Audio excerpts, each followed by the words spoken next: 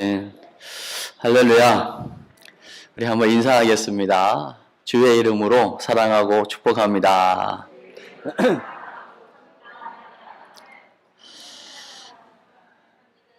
자, 오늘도 또 온라인으로 또 유튜브로 함께 예배하는 분들에게 동일한 하나님의 은혜가 함께 하시기를 주의 이름으로 축복합니다.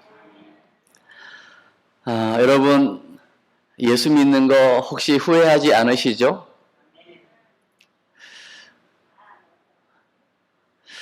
예수 믿는 거 기쁘시죠?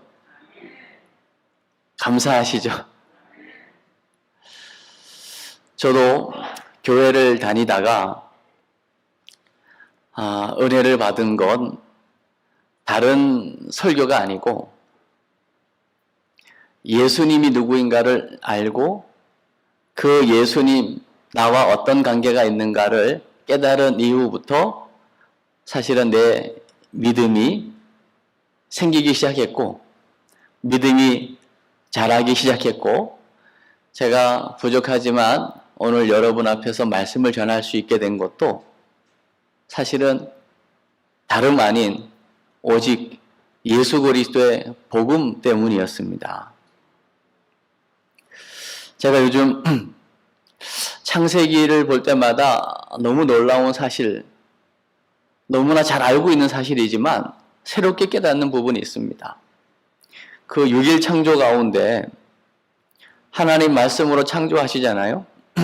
빛이 있으라 하시면 빛이 있잖아요. 그러니까 첫째 날, 둘째 날, 셋째 날은 만드시는 거라면 넷째, 다섯째, 여섯째는 그 첫째, 둘째, 셋째 만든 것에다가 갖다 채우는 역할을 하셔요. 첫째 날 빛과 어둠을 만드시니까 당연히 넷째 날은 해, 달, 별로 채우시는 거죠. 낮에는 해요, 밤에는 달과 별인 거죠. 둘째 날은 위에 궁창, 아래 궁창 분리를 시키니까 가운데 허공이 생기죠. 허공. 그러니까 다섯째 날에는 허공에는 하늘이니까 새가 날게 만드시고 아래 궁창에는 물이니까 물고기를 만드시는 거예요. 채우시는 거죠. 만약에 물고기를 먼저 만들고 물을 만들 수 있습니까? 안 되는 거죠. 셋째 날은요, 아래 궁창에 물만 있는 데를 땅이 드러나게 만들죠. 땅. 묻이 드러나게 만드는 거예요. 땅이 생기고 바다랑 구분을 해 놓으니까 그 땅, 육지에다가 씨 맺는 채소를 심고 나게 하고 그걸 먹고 자랄 수 있는 동물을 만들고 맨 마지막 사람을 만드시는 거잖아요. 그러니까 하나님께서 하시는 이 모든 일들을 보면요, 다 원리가 있다는 거예요. 뭐 은하계, 뭐 태양계, 사실 이 부분을 여러분에게 이야기하면 그냥 그렇구나 할 수 있지만 그 범위와 그 은하계의 크기와 그 태양계의 그 엄청난 그 거리를요, 우리의 이 이성으로는 사실은 상상이 안 됩니다. 왜냐하면 지구에서 달까지의 거리를 빛의 속도로는요 1.4초인가 그렇습니다. 1.4초면 똑딱하면 1초 아닙니까?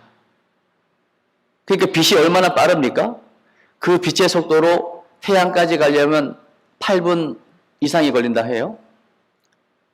그 거리도 보통 큰 거리가 아닌데 그 엄청난 태양계가 이 은하계 안에 얼마나 많이 있냐는 거예요. 몇백억 개가 있고요. 그 우주 끝에서 우주 끝은 사실은 과학이 발달하면 할수록 그 수치는 계속 바뀝니다. 몇백억 강년. 그러면 빛의 속도로 몇억 강년을 간다. 이거는 일단 우리 생각하고는 계산이 안 되는 거리죠. 그런데 이 엄청난 것이 중요한 것은 질서가 있다는 거예요. 그리고 만들어졌다는 거예요. 그리고 만든 이가 있다는 거예요. 우리는 그분이 누구인가를 분명히 알고 있죠. 그 하나님께서 이 인간이 사는 이 세상, 지구를 만드실 때도 분명한 원리를 가지고 만드셨다는 거잖아요. 새는 하늘을 날 때 행복하죠. 물고기는 물에 있을 때 행복하죠. 식물이랑 나무는 그 뿌리를 땅에 박아야 사는 거예요. 우리 인간은 그 6일 창조 이후에요, 인간 창조를 따로 말씀하고 계시잖아요. 우리가 성부, 성자, 성령 삼위일체 하나님께서 우리가 우리의 모양대로 사람을 만들 때 남자와 여자를 창조하시고 생육하고 번성하고 땅에 충만하여 정복하고 다스릴 수 있도록, 너무나 잘 아시는 거죠. 이 분명한 하나님께서 만드신 원리를 벗어날 때 그게 사실은 죽음입니다. 물고기가 물을 떠나는 순간 죽음입니다. 이 식물이 뿌리가 땅에서 뽑히고 잘리는 순간 살아있는 것 같으나 죽음입니다. 우리 인생 또한 하나님과 단절된 상태로 살아있는 듯 하나 벌써 영적 사망에 들어가는 것이고요. 어느 정도 살다 보면 이제 육체와 영혼이 분리되어지는 물리적인 죽음을 경험하게 되고요. 그 죽음 이후에 영원한 죽음을 맞이할 수밖에 없는 게 인생입니다. 그래서 우리 인생이 피해갈 수 없는 분명한 세 가지가 있죠. 반드시 한 번은 죽는다. 여기에 아니요 할 사람 아무도 없어요. 그 다음, 나올 때는 순서가 있었는데 갈 때는 순서가 없다. 이것도 부인할 수 없는 사실이에요. 그리고 더 중요한 사실 하나, 죽음 이후에 영원한 천국과 지옥이 있다. 영원한 세계가 있다. 이것을 풀어서 얼마든지 설명할 수가 있겠죠. 하나님께서 아담과 하와가 창세기 3장에 이 분명한 원리를 유지하고 이 복을 계속 누리게 하기 위한 선악과 법을 주셨는데 그 법을 어기게 되죠. 그 법을 어기는 게 뭐였냐면 하나님 없이도 살 수 있다는 겁니다. 선악과 먹으면 하나님처럼 될 수 있다는 것입니다. 하나님처럼 되고자 하는 교만이 마귀의 유혹에 넘어가게 되는 것이죠. 이 창세기 3장의 중요한 우리 인생의 근본 문제를 우리는 발견하게 됩니다. 하나님을 떠난 죄의 문제와 그 죄를 죽게 된 장본인 마귀, 그리고 죄의 결과 죽음에 관한 부분들, 그리고 창세기 3장 16절로 21절에 보면 하나님 앞에 범죄한 이후에 인간에게 주어지는 육체적인 고통과 정신적인 고통을 우리는 보게 되는 거죠. 이것이 시간이 가면서 없어진 것이 아니고 계속 되어져 온 것입니다. 곧바로 아담과 하와가 낳은 가인과 아벨을 통해서도 벌써 죽음이 들어오고요, 살인죄가 들어오잖아요. 미움이 들어오고 시기 질투가 들어오고.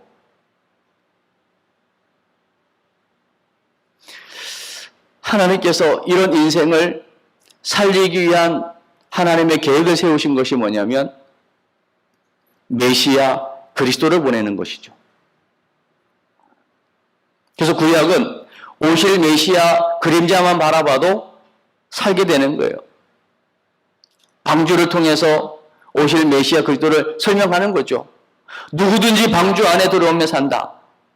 그 기준은 방주 안에 들어오느냐 안 들어오느냐지 착하냐 선행을 했냐 돈이 있냐 없냐의 문제가 아닙니다.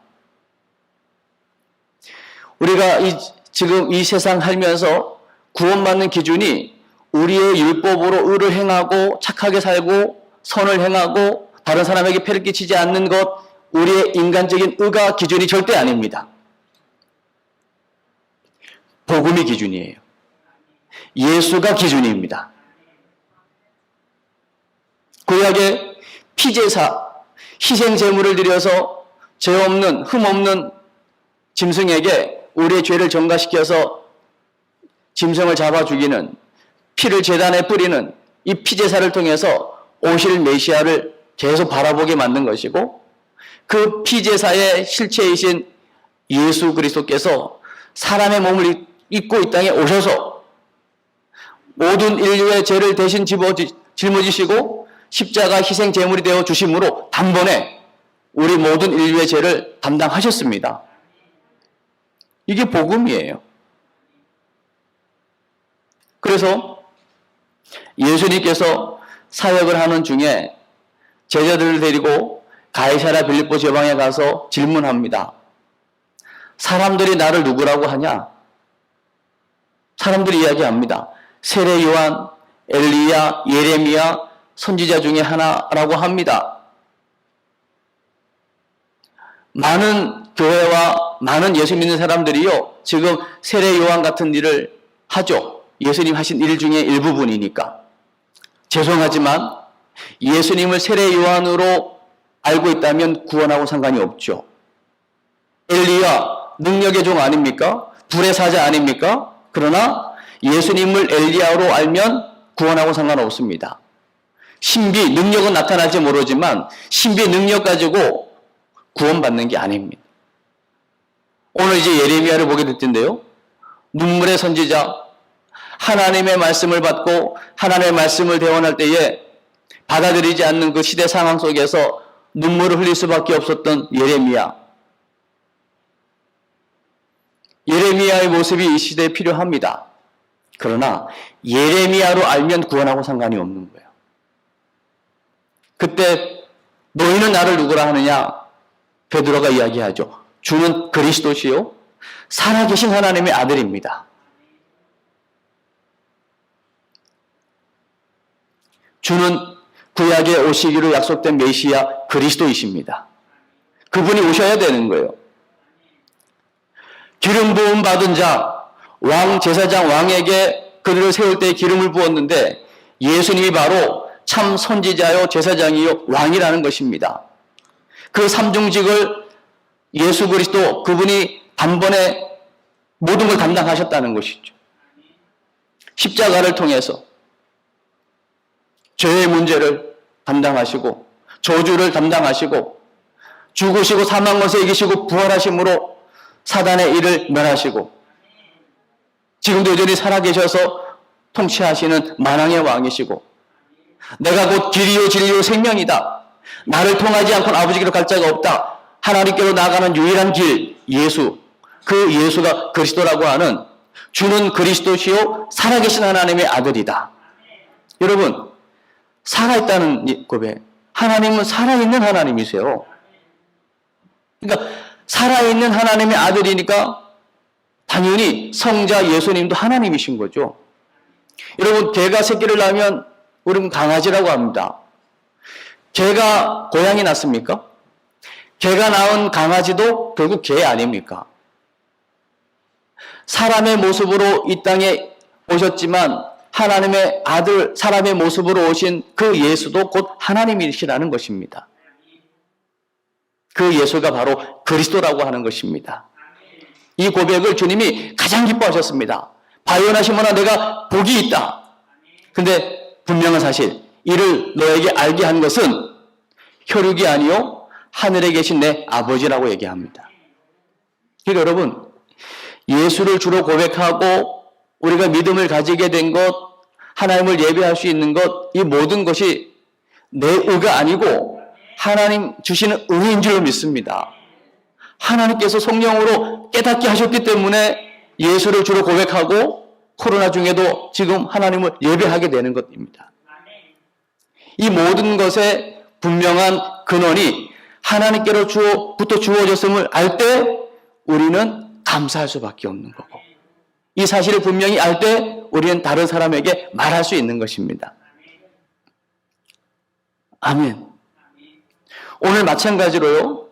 오늘 예레미야 1장을 읽어주셨는데 예레미야가 이제 하나님께로부터 부름을 받아서 쓰임받는 그 시대 상황은 이스라엘 나라가 초창기에 엄청난 그 부흥을 경험할 때에 다윗이라고 하는 왕이 있었다면 이제는 이스라엘이 완전히 둘로 쪼개지고 북이스라엘도 망하고 남유다도 이제는 멸망할 수밖에 없는 풍정등화와 같은 상황. 그 이유는 간단합니다. 하나님의 언약 백성이 하나님의 언약을 저버리고 우상을 숭배하면 망하는 거예요. 간단합니다. 오늘 본문 읽진 않았지만 16절에 보면 그 얘기를 하고 있거든요.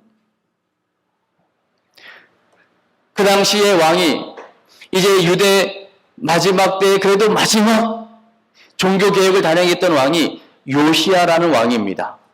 이 요시야라는 왕은 8살 때 왕이 됐어요.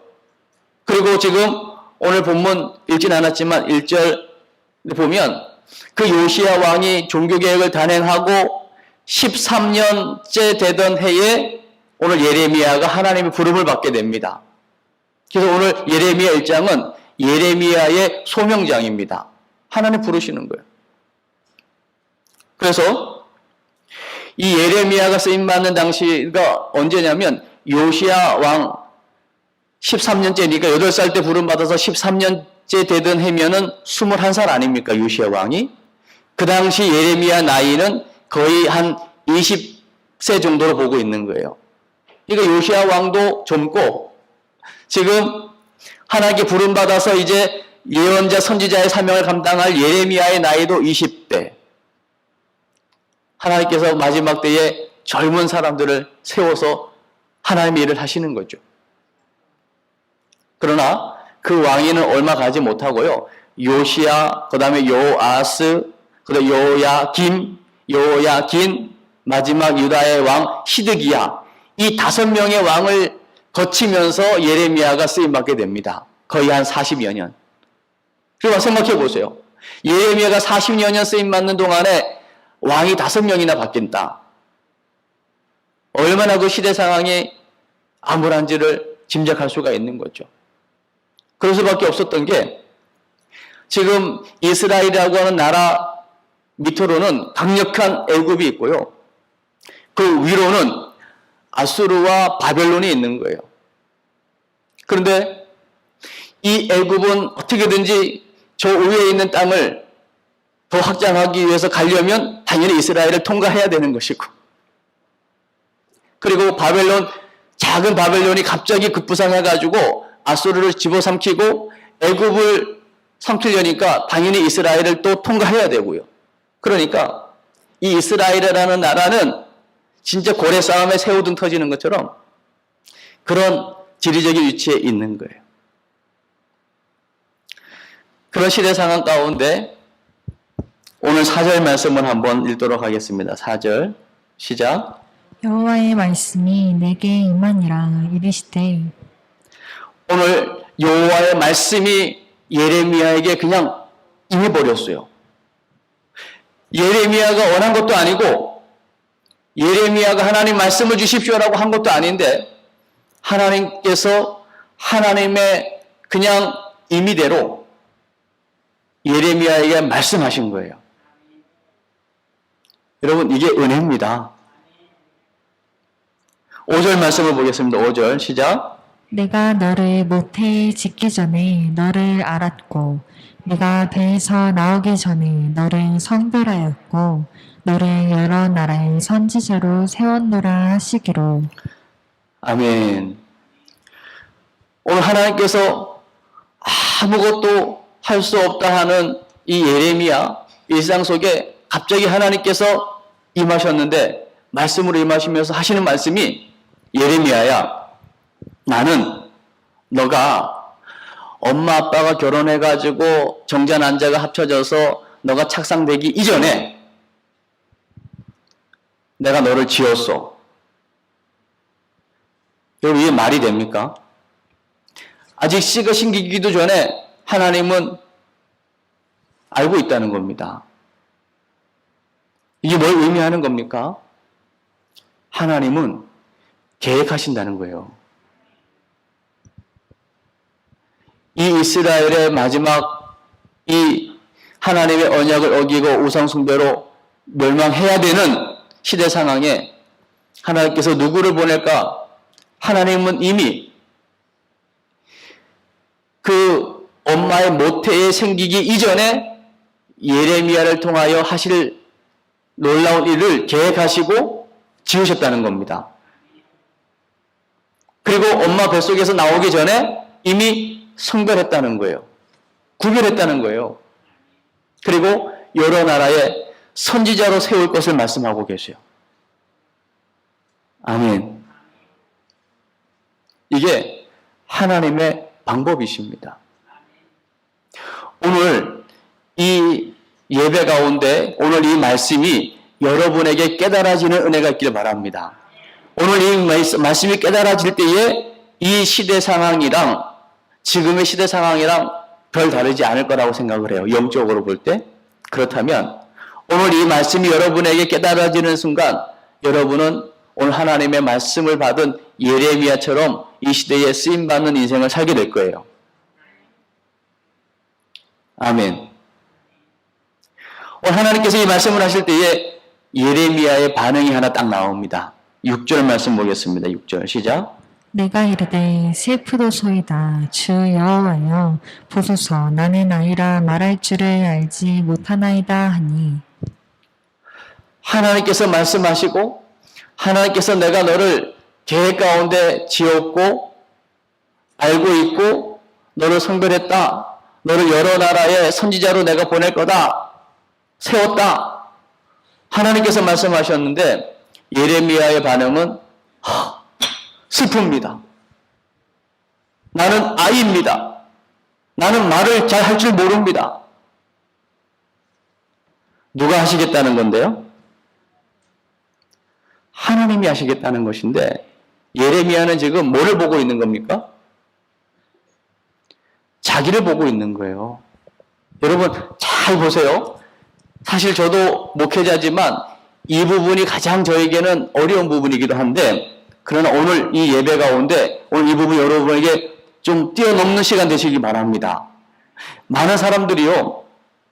하나님께서 우리를 통해서 뭔가를 하시겠다고 하실 때에 우리는 꼭 지금 예레미야 같은 반응을 합니다. 아이고 목사님 제가 누구인데 그 일을 합니까? 못합니다.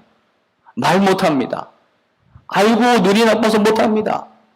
아이고 힘이 있어야죠. 건강이 없어서 못합니다. 아이고 하려면 돈이 있어야 되는데요. 돈이 없어서 못합니다. 아이고 내가 지금 직장 생활하는데 시간이 없어 못합니다. 이 우리의 모습. 아이고 손자가 생겨가지고 애를 봐야 되기 때문에 못합니다. 하나님께서 우리의 모든 것들을 지금 보고 계시고 알고 계시고 우리에게 말씀하셔도 우리는 예레미야처럼 하나님의 능력을 보기보다 하나님의 그 놀라운 하나님의 일하심을 보기보다 우리의 부족함, 우리 연약함을 먼저 보고 아이고 안 됩니다. 오늘 6절에서 우리의 모습을 보게 되는 거예요. 이때 7절에 이어지는 말씀 한번 보겠습니다. 7절 시작. 여호와께서 내게 이르시되 너는 아이라 말하지 말고 내가 너를 누구에게 보내든지 너는 가며 내가 내게 무엇을 명령하든지 너는 말할지니라. 할렐루야. 오늘 7절을 간단하게 두 가지로 얘기할 수 있습니다.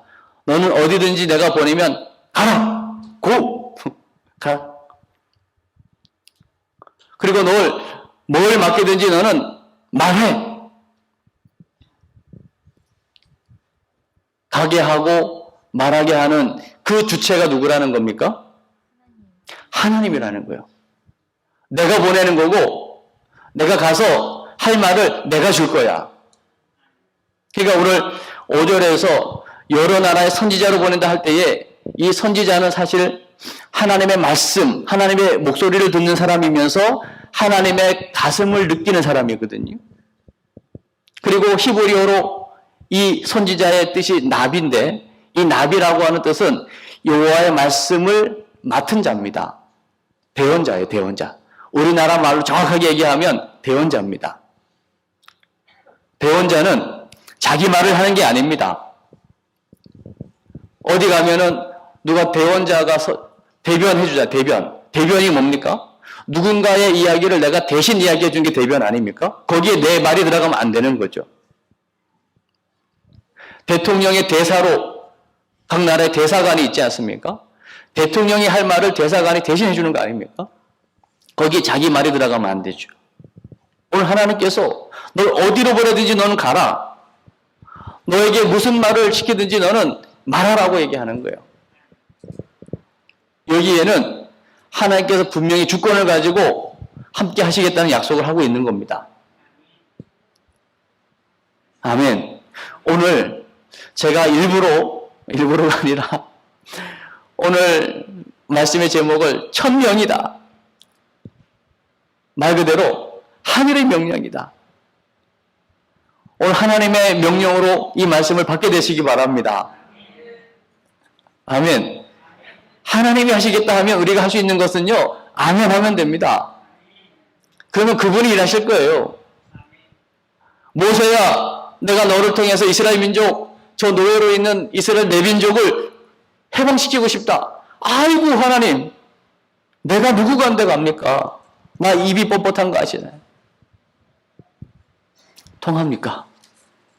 하나님이 다 알고 그 남아 사례 사건 때 그 나일강에 뛰어서 바로 공주에게 눈에 띄게 하신 분 하나님이시고, 왕궁에서 40년 기가 막힌 교육을 받게 하신 분 하나님이시고, 40년 미디안에서 강야 생활할 것을 미리 내다보시고 훈련시키신 분도 하나님이시고, 다시 80에 아무것도 할 수 없다 할 때에 다시 찾아가서 가시떨기 가운데서 부르신 분도 하나님 아닙니까? 그러니까 우리는 늘 착각하는 거예요. 내가 뭔가 하는 줄 알고, 내가 뭔가 해야 될 줄 알고, 그러니까요, 내 마음에 안 들면 못하는 거예요. 내 감정 상하면 못하는 거예요. 아니요. 하나님의 일은 하나님께서 하십니다. 오늘 8절을 한번 보죠. 8절 시작. 너는 그들 때문에 두려워하지 말라. 내가 너와 함께하여 너를 구원하리라. 나 여호와의 말씀이니라 하니라고 하시고, 계속 얘기하는 거예요. 여호와의 말씀이니라, 여호와의 말이니라. 내가 너와 함께하여. 그들 두려워하지 마. 왜? 내가 너와 함께 할 거니까. 아멘. 그러니까 지금 예레미야가 갈 곳이 얼마나 많습니까?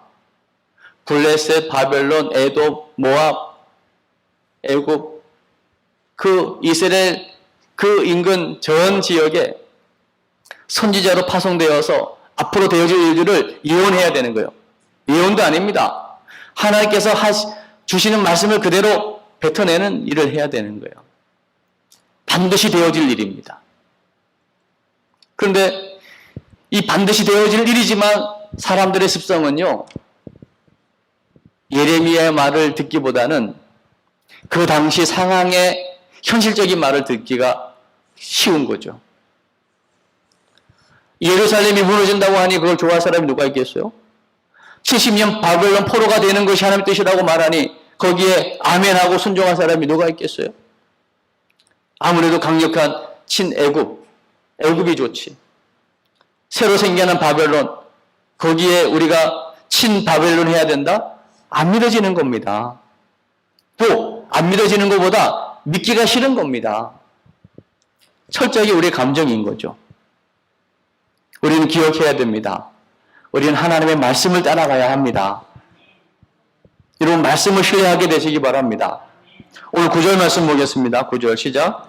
여호와께서 그의 손을 내밀어 내 입에 드시며 여호와께서 내게 이르시되 보라 내가 내 말을 내 입에 두었노라. 아멘. 배원자로 입, 너 입, 내 입 되어줄게. 너 할 말을 내가 입에 넣어줄게. 내가 시키는 말만 하면 돼. 그러면 뭐 얼마나 쉽습니까? 하나님께서 말하라면 말하면 되고, 가만히 있으라면 있으면 되고, 앞으로 되어질 일을 혼이 다 보여주시니 가다가 잡히면 되고, 맞으면 때리면 맞으면 되고, 옥에 갇히면 갇히면 되고, 하나님의 말씀에 순종하는 것은 철저하게 나의 것을 내려놓는 것입니다. 지난주에도 오직 그리스도, 나는 이미 주님과 함께 십자가에 못 박혔고 죽었고 이제는 내 안에 주님이 사십니다. 그 주님의 믿음으로 사는 인생, 가장 복 있는 인생이 될 거예요. 아멘. 하나님께서 입에 말을 넣어주시겠다는 거예요. 그래서 마지막 10절 한번 보겠습니다. 10절 시작.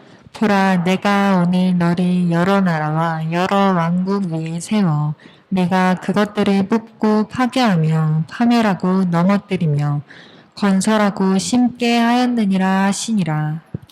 할렐루야. 여러 나라 여러 왕국에 이제 예레미야를 세워서 뽑아내고 파괴하고 파멸하고 막 넘어뜨리고 이렇게 할 거라는 거예요. 그리고 넘어지고 완전히 깨어지고 파멸돼야 거기에 드디어 세우고 심게 되는 것이죠. 여러분, 하나님의 나라가 임하려면 철저하게 우리가 깨어지고 부서지고 넘어져야 됩니다. 내 의로는 안 되는 자기 붕괴를 경험해야 됩니다. 아무리 해도 내 열심과 내 의지와 내 노력 가지고는 절대 죄를 이길 수 없고 마귀를 이길 수 없고 죽음의 문제를 해결할 수 없구나. 철저하게 자기를 깨닫게 되어야 됩니다. 이런 한 주간 사시면서 이런 경험 안 하셨습니까? 여러분이 계획하고 뜻한 대로 여러분이 행동이 되어지던가요? 지금 여러분 앞에서 말씀을 전하고 있는 저조차도 죄에서 자유할 수가 없고 마귀의 유혹에서 이길 수가 없고 어둠의 그 권세에 늘 넘어질 수밖에 없는 연약함을 늘 발견하게 되는데요. 그때마다 깨닫는 것은 그래서 주님이 아니면 안 되는구나. 내 의지와 내 열심으로 되는 것이 아니구나. 그러기에 이런 나를 위해서 예수 그리스도를 보내주신 것이구나. 이게 바로 복음의 능력이구나. 이거 종교는요, 이런 연약함과 여러 가지 어떤 인간적인 그 부족함을요, 어떻게든지 인간의 고행이나 열심으로 채워보려고 노력을 합니다. 그래서 지성이면 감천이라고 인간 편에서 열심히 하면 저 신이 감동을 받아가지고 뭔가 긍휼을 베풀 거라고 생각을 해요. 그건 종교입니다. 그러나 기독교는 그렇지 않아요. 인간 편에서가 아니고 하나님 일방적으로 우리에게 은혜를 부어주신 거예요. 우리를 이미 찾아오신 겁니다. 십자가 사건을 통해서 이미 다 이루어 놓으신 것입니다. 그 사실을 우리가 어떤 가운데 있든지 어떤 상황에 있든지 믿음으로 바라보기만 하면, 믿음으로 받아들이기만 하면 우리는 그 예수 그리스도로 말미암아 새롭게 오늘 또 일어나게 되는 거예요. 오늘도 새 힘을 얻게 되는 거예요. 오늘 시대 말에 그 유대가 멸망하는 그 풍전등화 상황에 사실 실제적으로 예루살렘이 파괴되고 황폐되고 포로로 끌려가는 이 처참한 광경을 예레미야는 다 눈으로 보았어요. 유대의 마지막 치드기야는 두 눈이 뽑혀가지고 바벨로 끌려가는 이 처참한 것을 다 지켜볼 수밖에 없었던 예레미야였습니다. 그러면서도 너무나 아픈 하나님의 그 마음을 가지고 그 시대 상황을 바라보면서 그래도 깨닫지 못하는 그 자기 백성들을 향해서 눈물을 흘릴 수밖에 없었던 예레미야 선지자. 그러나 아무리 그 사역이 힘들고 어려웠어도 분명한 것은 하나님께서 그때마다 함께 하심으로 하나님의 위로가 있었을 것이고요. 그의 죽음 이후의 생애는 너무 복되어졌을 거예요. 그뿐 아니라 그 예레미야의 그 하나님의 말씀을 대원하는 대원자 역할을 감당했기에 오늘 우리는 예레미야를 지금 보고 있는 것 아닙니까? 예레미야 52장. 엄청난 양의 대예언사라고 하는 것이 양이 많기 때문입니다. 양이 많다는 얘기는 그만큼 말을 많이 했다는 것이고 얼마나 말을 많이 하는 게 힘듭니까? 그것도 부족해가지고 예레미야 애가 슬픈 노래를 5장이나 부르고 있는 거예요. 오늘 하나님의 마음, 하나님의 그 가슴을 느끼는 선지자, 대언자, 그리고 하나님께서 이 시대에 무슨 말씀하기를 원하시는가를 분명히 알고 그 하나님의 말씀을 대언할 수 있는 대언자의 사명을 감당케 하시려고 여러 나라의 선지자로 이 시대의 저와 여러분을 부르신 줄로 믿습니다. 이게 하나님 우리를 향한 천명입니다. 더 이상 여러분 오늘 6절의 예레미야 고백처럼 아이고 하나님 저는 아이입니다. 말할 줄 모릅니다. 여러분 핑계대지 마세요. 이제는 분명해졌습니다. 오직 예수 그리스도 복음으로 말미암아 얻게 되는 구원 이것만이 생명을 살립니다. 교회가 해야 할 일은 이제 더 이상 다른 거 없습니다. 오직 복음입니다. 착하게 살고 경건하게 살고 다른 사람을 구제하고 죄짓지 않고 의롭게 사는 거 이거는 다른 종교에서도 다 얘기하는 겁니다. 굳이 교회까지 안 와도 되는 거 아닙니까? 그러나 교회에 와서만 들을 수 있는 게 뭡니까? 예수는 그리스도, 주는 그리스도시요 살아계신 하나님의 아들이십니다. 인생의 모든 근본 문제를 해결하신 분은 오직 예수밖에 없습니다. 그 예수로 말미암아 우리는 하나님의 자녀가 되고 그 예수 믿는 우리 속에 하나님은 오늘도 성령으로 우리와 함께 하십니다. 우리를 인도하십니다.